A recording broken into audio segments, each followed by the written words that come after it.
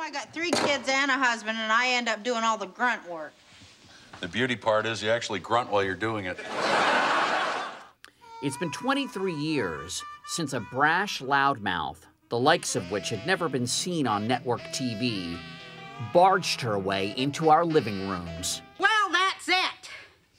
We're gonna take you up there on Saturday, and I don't give a flying crap if you like it or not. Ready? Yeah. Today, Roseanne Barr is 58 years old and living on a farm in Hawaii.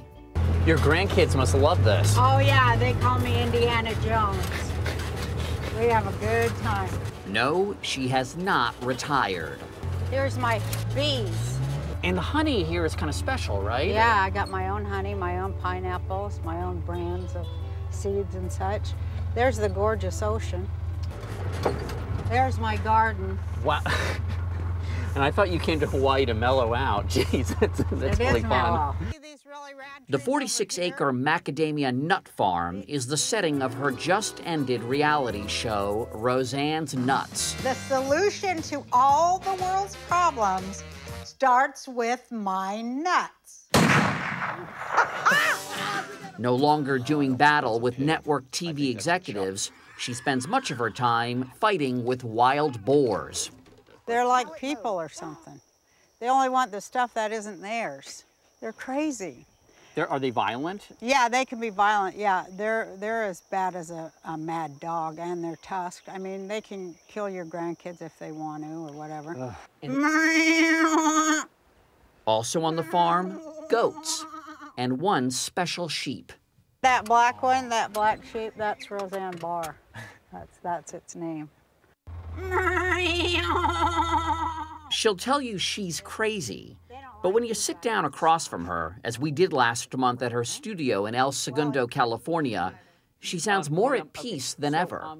How are you enjoying your life post-menopause? That's a great question. I'm enjoying my life post-menopause so much. It's just so great to grow into yourself and not be bothered with all that tyranny of biology. I had no idea how long menopause lasts. Mine lasted about 10 years. A decade? Yeah, and that's pretty par for the course. Was that a rough 10 years? It sure was a rough 10 years. I mostly kept myself locked inside. Before her self-imposed exile, Roseanne had become a tabloid staple. Her marriage to Tom Arnold, her on-set tantrums, and who can forget her disastrous rendition of the National Anthem at a 1990 San Diego Padres game. So it's easy to forget that she became famous for being funny, very funny. Bugs me. You know, this bugs me the worst, is when the husband thinks that the wife knows where everything is, huh? Like they think the uterus is a tracking device. Just a few years after her appearance on The Tonight Show, her smash sitcom broke the mold and went to #1. I thought you were supposed to be the man of this house. Oh, you did not. In my mind, it was like a girl version of Jackie Gleason.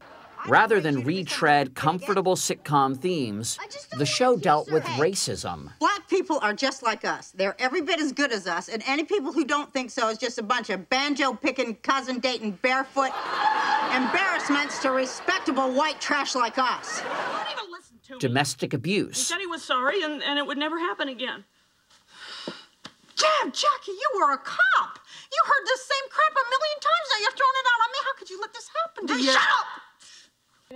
And the struggles of a very working-class family.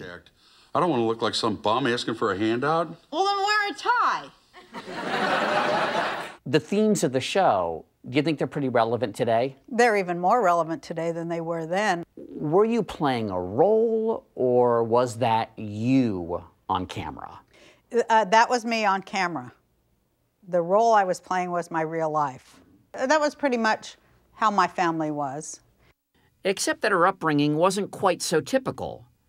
Born Jewish in Salt Lake City, Roseanne says she was raised half the week Jewish and half the week Mormon. What was that like? It was a lot of time spent inside my room in my head alone, thinking. And she spent a lot of time listening to her mother chat with friends about a certain book, a handbook for the perfect traditional housewife. This would inspire her very untraditional comedic persona. There's this one chapter called The Domestic Goddess, and it told women how to manipulate men, and it'd say, like, watch your daughter, the way she stamps her foot and shakes her curls, and see how your husband, he just, oh my God, you don't have it, oh my God, are you gonna give it to me? I am gonna give it to you. Oh my God, thank you. We asked her to read from the book. Don't slap men on the back. Do shake hands with men gracefully. Do not whistle loudly. Instead, speak softly and tenderly. Don't roar at jokes. See, I think you do a lot of these don'ts. I do too. I never get out of the house. I never go no place. I never have no fun, ever, because I'm a housewife.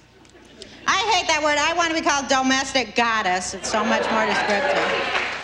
Roseanne would take the domestic goddess and redefine it. So the goddess part you were okay with? I love. Are you kidding? It's true. Women are goddesses. I says, oh my God, I says, I love my husband, I love my kids, but I need something more. Like perhaps a life. Have you gone from being a domestic goddess to a rural goddess? I'm more like a volcano goddess now, living here. And far from the mainland, at home in Hawaii, Roseanne's been able to revisit some of her past misadventures. Did you ever think that the National Anthem debacle would become what it would? Hell no. It was the worst thing that ever happened to me. But, you know, now I say, it was the defining moment of my whole life. Just a few months ago, she got an anthem do-over, opening for a local girls' softball game. Oh, say does that star-spangled banner yet wave?